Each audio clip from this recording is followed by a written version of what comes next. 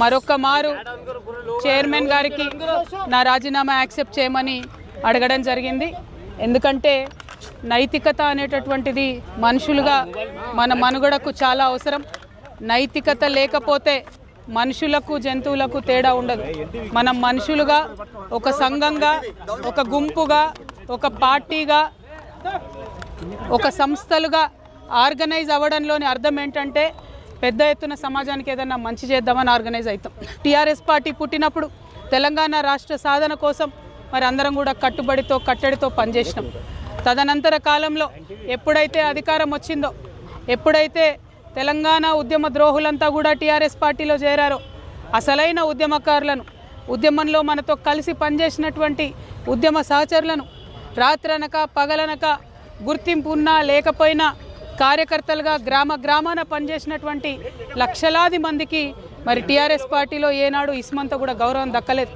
వేలు పోస్టులు, డైరెక్టర్ పోస్టులు ఖాళీగా ఉంటే ప్రభుత్వంలోకి వస్తే కనీసం ఒక తెలంగాణ ఉద్యమకారుడు కూడా పార్టీ నాయకత్వానికి గుర్తురాకపోవడం చాలా శోచనీయం. తెలంగాణ ఉద్యమంలో వేలాది మంది ఆడబిడ్డలు పాల్గొంటే నాలాంటి ఒకరిద్దరికి తప్పితే అవకాశాలు వేరే వాళ్ళకి రాకపోవడం దారుణం. అవకాశాలు వచ్చిన నాలాంటి ఒకరిద్దరిని కూడా చిత్రహింసలు పెట్టి, నానా విధాలుగా కట్టడిలు చేసి, నానా విధాలుగా అవమానం చేసి, రాజకీయంగా ఎదగకుండా చేసి మరి ఆ పార్టీ ఏం సాధించుకుందో తెలంగాణ ప్రజలకు చెప్పాలి. 9.5 సంవత్సరాలలో దాదాపు 14 లక్షల కోట్ల బడ్జెట్ పెట్టి, అందులో 12 లక్షల కోట్లు ఖర్చు పెట్టి 1,89,00,000 కోట్లు కేవలం ఇరిగేషన్ పెట్టినటువంటి మరి బీఆర్ఎస్ పార్టీ కనీసం ఎందుకు పేద ప్రజలకు ఇండ్లు ఇవ్వలేకపోయిందో తెలంగాణ ప్రజలకు సమాధానం చెప్పాలి. మరి చేసినాం, కొంత మంచి చేసినాం, కానీ అది పర్మనెంట్గా అందేటట్టుగా చేయలేదు. ఇంకా పెద్ద ఎత్తున చేస్తారన్న ఆలోచన, ఆశ తెలంగాణ ప్రజలకు ఉండే. బీఆర్ఎస్ పార్టీ నుండి ఇవాళ ఎంతోమందికి ఆశలు అడియాశలు అయిపోయినాయి. ఆశించినటువంటి వారందరం కూడా ఇబ్బంది పడ్డటువంటి పరిస్థితి. గౌరవాన్ని ఆశించినాం, గుర్తింపును ఆశించినాం.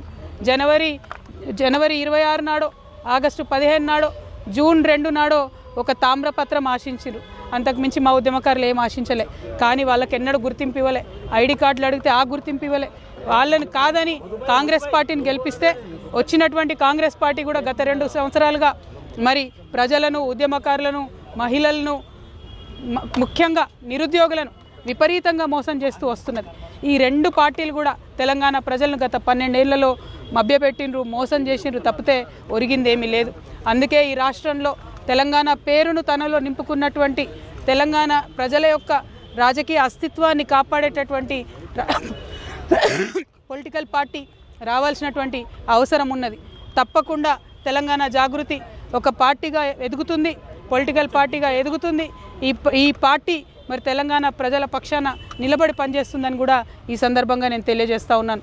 మరి పార్టీ ఎప్పుడు ఏంది, విధి విధానాలు ఏందన్న అన్నీ చిన్న సాంకేతిక అంశాలు.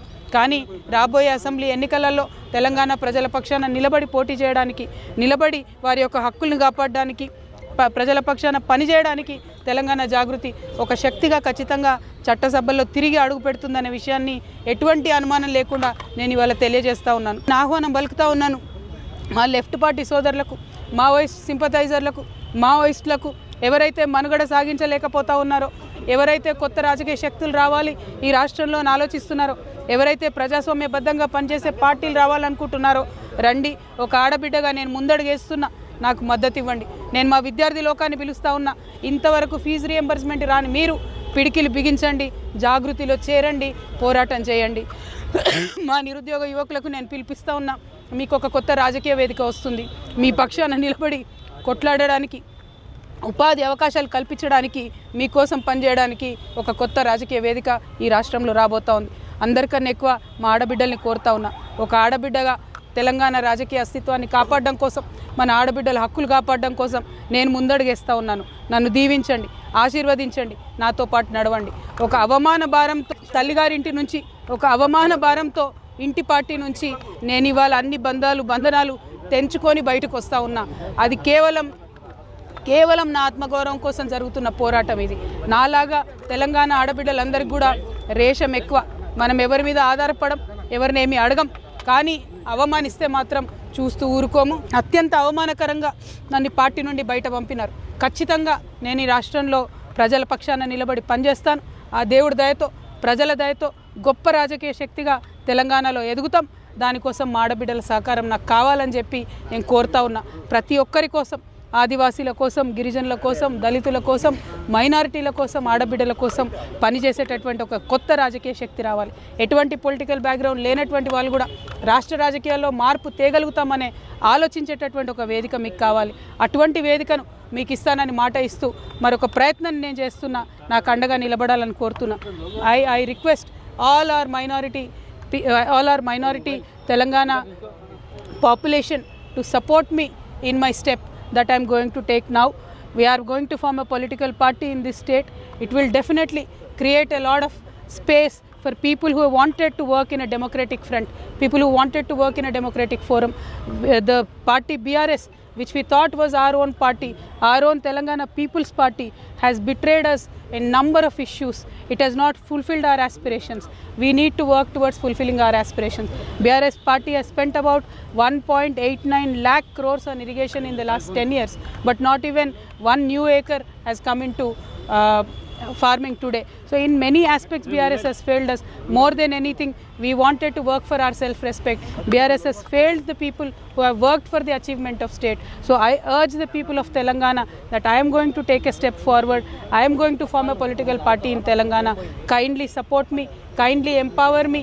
By empowering Telangana Jagruti, you will be empowering the people of Telangana. You will be working towards the goals that are left unfulfilled by the BRS party. We will work towards a bright future. मैं हमारे सारे मुसलमान भाई बहनों से भी request करती हूँ, तेलंगाना में एक सेक्युलर फोर्स की ज़रूरत है. तेलंगाना में एक सेक्युलर और अनबायस्ड फोर्स की ज़रूरत है. हम काम करेंगे, हम एक नया पॉलिटिकल पार्टी फॉर्म करेंगे, आपके लिए लड़ेंगे, आपके हक़ के लिए लड़ेंगे, हम सारी तेलंगाना के अवाम के हक़ के लिए लड़ेंगे. जिस तरीके से बहुत ही बेदर्दी से मुझे BRS पार्टी से निकाल दिया गया और जिस तरीके से मेरा इंसल्ट करके निकाल दिया गया, मैं आप सबसे रिक्वेस्ट करती हूँ, सेल्फ़ रेस्पेक्ट के लिए हम जीते हैं, सेल्फ़ रेस्पेक्ट के लिए हम मरते हैं. हमारी सारे भाई बहनों से मेरी रिक्वेस्ट यही है, हम अपने सेल्फ़ रेस्पेक्ट को प्रिजर्व करने के लिए, तेलंगाना के आवाम के तरक्की के लिए, तेलंगाना के आवाम के सेल्फ़ रेस्पेक्ट को प्रिजर्व करने के लिए हम काम करेंगे. हमारे साथ दीजिए, हमें आशीर्वाद दीजिए, हिम्मत दीजिए, साथ मिल के चलिए. Thank you. जय तेलंगाना. ఉద్యమకారులను నేను మొదటి రోజే రిక్వెస్ట్ చేశాను, మళ్ళీ కూడా రిక్వెస్ట్ చేస్తున్నాను. ఉద్యమకారుల హక్కు కోసం, ఉద్యమకారుల ఆత్మగౌరవం కోసం ఖచ్చితంగా పోరాటం చేయాల్సినటువంటి పార్టీల అవసరం తెలంగాణలో ఉన్నది. రేపటి నాడు తెలంగాణ జాగృతి ఆ పార్టీ ఆ యొక్క అవసరాన్ని పూరిస్తుంది, ఖచ్చితంగా పనిచేస్తుందని చెప్పి ఈ సందర్భంగా తెలియజేస్తూ ఉద్యమకారులను, అమరవీరుల కుటుంబాలను అందరినీ కూడా తెలంగాణ జాగృతిలోకి నేను ఆహ్వానిస్తూ ఉన్నాను. Thank you. జై తెలంగాణ.